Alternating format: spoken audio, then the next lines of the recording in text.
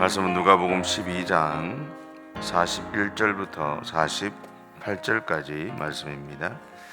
제가 읽는 성경으로 116페이지에 있습니다. 누가복음 12장 41절부터 48절까지입니다. 우리 함께 봉독하겠습니다. 베드로가 여짜오되 주께서 이 비유를 우리에게 하심이니까 모든 사람에게 하심이니까 주께서 이르시되 지혜 있고 진실한 한 청지기가 있으되어 주인에게 그 집 종들을 맡아 때를 따라 양식을 나누어 줄 자가 누구냐. 주인이 이를 때에 그 종이 그렇게 하는 것을 보면 그 종은 복이 있으리로다. 내가 참으로 너에게 이르노니 주인이 그 모든 소유를 그에게 맡기리라. 만일 그 종이 마음에 생각하기를 주인이 더디 오리라 하여 남녀 종들을 때리며 먹고 마시고 취하게 되면 생각하지 않은 날 알지 못하는 시각에 그 종의 주인이 이르러 엄히 때리고 신실하지 아니한 자의 받는 벌에 처하리니 주인의 뜻을 알고도 준비하지 아니하고 그 뜻대로 행하지 아니한 종은 많이 맞을 것이요 알지 못하고 맞을 일을 행한 종은 적게 맞으리라. 무릇 많이 받은 자에게는 많이 요구할 것이요 많이 맡은 자에게는 많이 달라 할 것이니라. 아멘. 오늘 본문은 베드로가 예수님에게 하나의 질문을 하면서 이제 시작을 하죠. 예수님이 비유로 말씀하시는 것이 우리를 위한 것입니까? 아니면 모든 사람에게 하시는 것입니까? 라는 거였습니다. 베드로가 이렇게 질문한 것에는 이제 의도가 좀 있습니다. 첫째는 베드로의 마음에는 지금 예수님을 따르는 이 12명의 제자들이 특별한 존재이기를 바라는 마음이 내포되어 있습니다. 또 하나는 예수님의 비유에 대해서 사실은 제자들도 잘 이해하지 못할 때가 많았다라는 겁니다. 어떻게 보면 우리도 마찬가지죠. 만약에 성경에서 예수님의 비유 중에 그 설명들이 나오지 않는다면 어쩌면 우리도 그 비유의 의미를 제대로 이해하지 못하고 있을 수도 있습니다.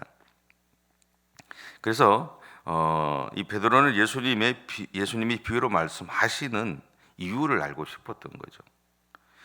이러한 베드로의 질문에 대해서 예수님은 42절에서 이렇게 말씀하세요.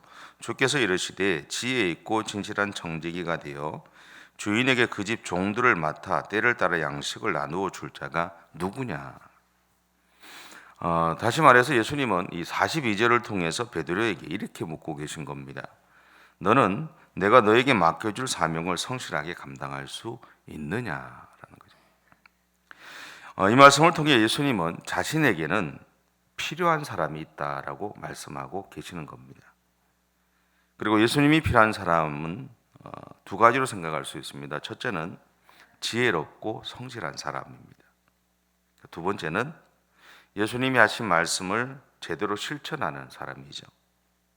그래서 예수님이 이 땅에서의 사역을 끝내고 하나님의 나라로 가시게 되면 그 이후부터 예수님이 하셨던 그리고 명령하셨던 바로 그 일, 세상에 하나님의 복음을 전하고 영혼을 구원하는 일을 감당해 갈 수 있는 사람을 찾고 계신다라는 겁니다. 그 결과로 예수님에게는 자신의 아니말을 생각하는 사람은 필요하지 않았어요. 오늘 예수님에게는 하나님을 바라보고 그리고 자신에게 주어진 일을 성실하게 감당할 사람이 필요하다라는 겁니다. 이런 사람에 대해서 바울은 골로새서 3장 22절과 23절에서 이렇게 말합니다. 종들아 모든 일에 육신의 상전들에게 순종하되 사람을 기쁘게 하는 자와 같이 눈 가림으로 하지 말고 오직 주를 두려워하여 성실한 마음으로 하라.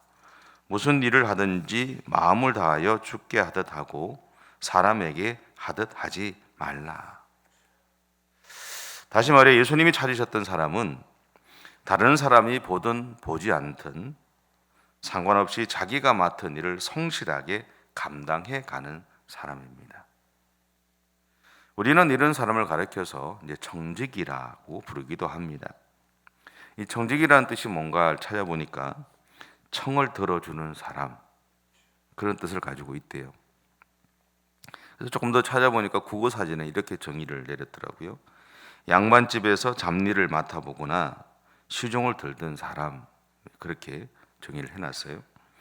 그래서 청지기를 그런 개념으로 보면 청지기를 외국에서는 일반적으로 그 집에서 일하는 집사라고 표현할 수도 있겠죠. 근데 이런 청지기에게 있어서 이 필요한 덕목은요, 주인의 요청에 응답하는 겁니다. 그리고 또 하나가 있다면 자신에게 주어진 일에 최선을 다하는 겁니다. 예수님은 제자들이 바로 이런 사람이 되기를 바라셨다라는 겁니다. 그래서 43절에서 이렇게 말씀하세요. 주인이 이를 때에 그 종이 그렇게 하는 것을 보면 그 종은 복이 있으리로다. 그럼에도 종이 자신이 해야 할 일을 하지 못한다면, 아니 하지 않는다면 그에게는 고통만 남게 될 것이다라는 거죠. 이것을 예수님은 46절과 47절에서 말씀하시는데요. 생각하지 않은 날 알지 못하는 시각에 그 종의 주인이 이르러 어미 때리고 신실하지 아니한 자에 받는 벌에 처하리니 주인의 뜻을 알고도 준비하지 아니하고 그 뜻대로 행하지 아니한 종은 많이 맞을 것이요. 이렇게 표현합니다. 오늘 우리는 예수님을 믿음으로 하나님의 부르심에 응답해서 하나님의 사람으로 살아가야 될 사명을 가지고 있는 사람들이죠. 그런 의미에서 우리를 청지기다라고 그렇게 부를 수 있습니다.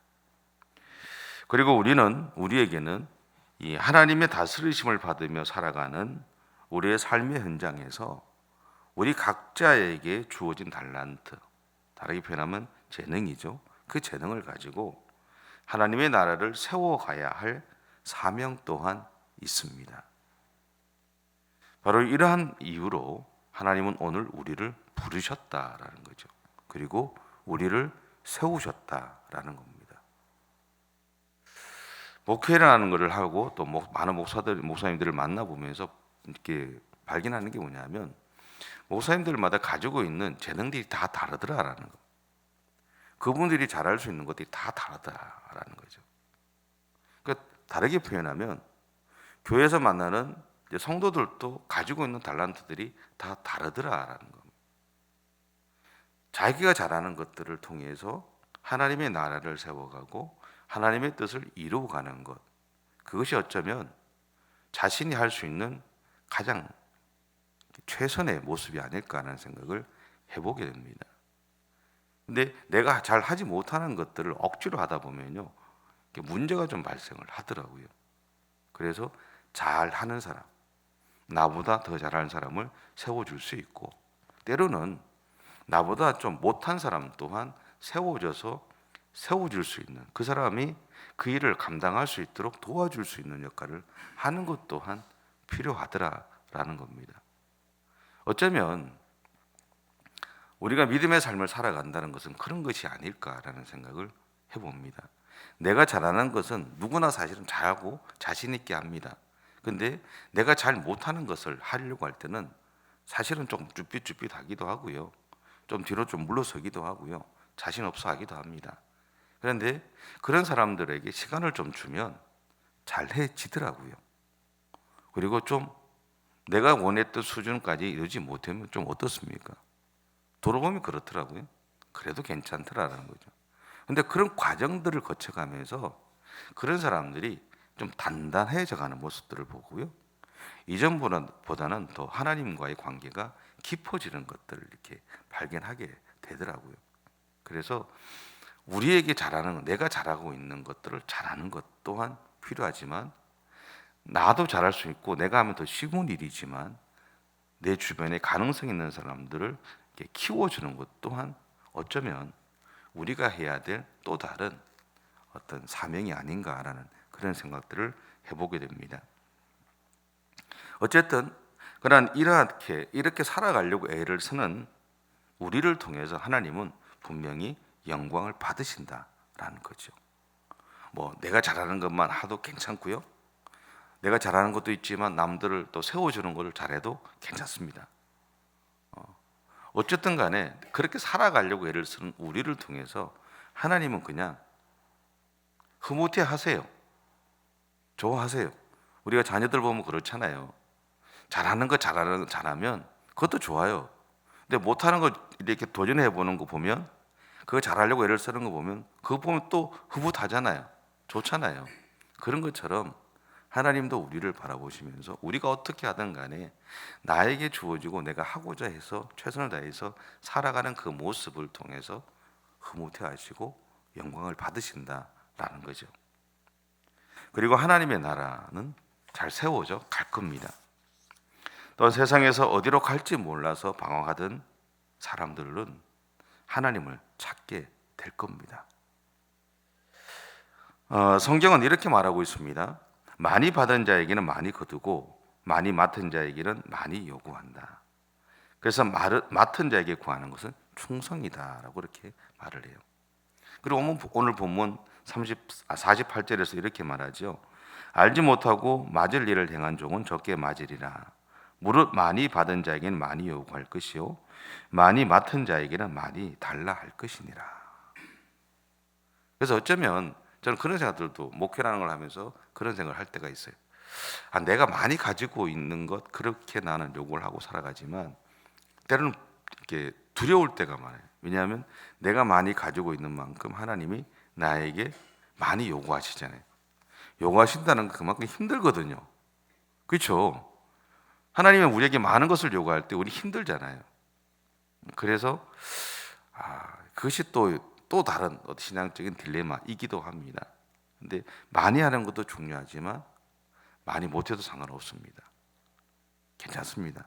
한 가지만 잘해도 되고요, 10가지를 잘해도 되고요, 상관없습니다. 달란트 비유 보면 어떤 종에게는 5달란트를, 어떤 종에는 2달란트를, 어떤 종에는 1달란트를 줬잖아요. 그죠? 5달란트를 감당할 수 있기 때문에 5달란트를 준 거예요. 2달란트를 감당할 수 있기 때문에 2달란트를 준 거죠. 1달란트를 감당할 수 있기 때문에 1달란트를 준 겁니다. 그런데 그 비유에서 우리가 반드시 기억해야 할 것이 있습니다. 5달란트를 감당할 수 있어서 5달란트를 줬는데 5달란트만 그대로 유지하는 사람도 있고 그걸 잃어버릴 사람도 있습니다.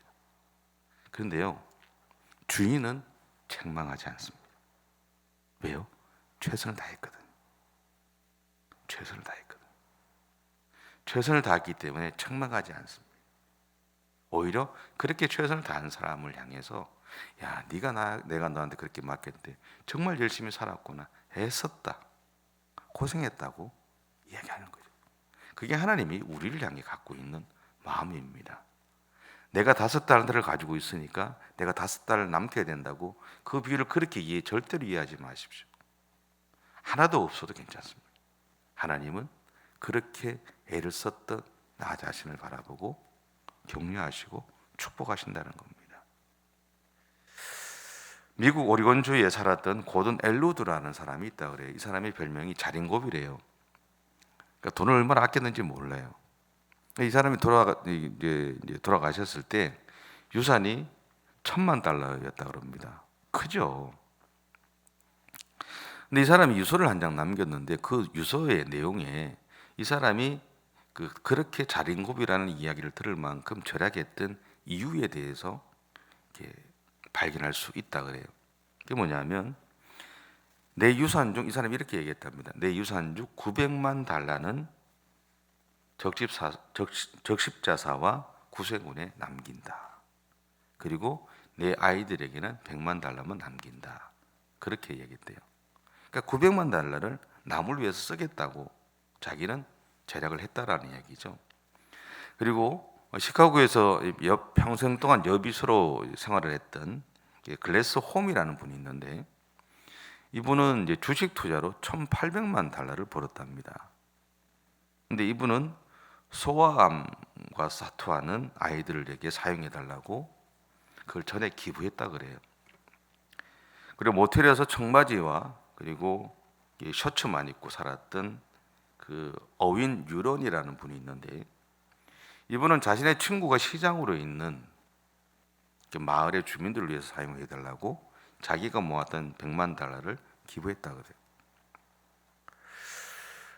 그 모습을 이야기를 이렇게 들으면서 그런 생각이 들었어요. 하나님이 우리에게 주어진 삶을 성실하게 살아간다는 것은 무엇을 의미할까라는 거죠. 제가 앞서 이야기했던 사람들처럼 자신이 번 돈을 다른 사람을 위해 기부하는 것일까? 뭐 그럴 수도 있죠. 하지만 기부하고 안 하고의 문제가 아닙니다. 제가 생각할 때는 우리에게 주어진 일을 성실하게 살아간다는 것은 결국은 오늘 나에게 주어진 하루의 삶에서 하나님의 사람으로 나에게 맡겨진 일을 최선을 다해서 감당해 가는 겁니다. 거기서 출발하는 겁니다. 다른 것은 없어요. 바로 이것이 오늘 예수님이 비유를 통해 제자들과 우리에게 말씀하고 계신 그분의 마음이다라는 생각이 듭니다. 그러면 오늘 나에게 주어진 모든 것에 대해서 하나님이 그것을 나에게 위탁하셨다는 마음을 가지십시오. 그리고 그것을 최선을 다해서 감당하면서 믿음의 삶을 살아가시기를 바랍니다.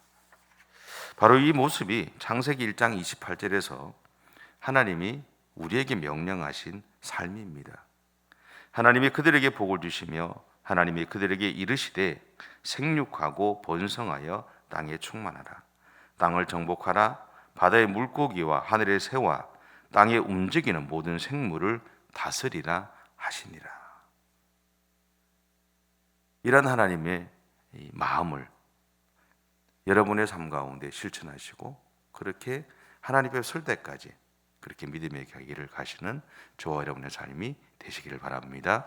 기도하겠습니다. 사랑의 주님, 감사합니다. 우리에게 주어진 그 삶들 성실하게 살아갈 수 있게 해주시고 그렇게 살아가는 우리들의 삶을 통해서 영광 받아 주시는 하나님 참 감사합니다.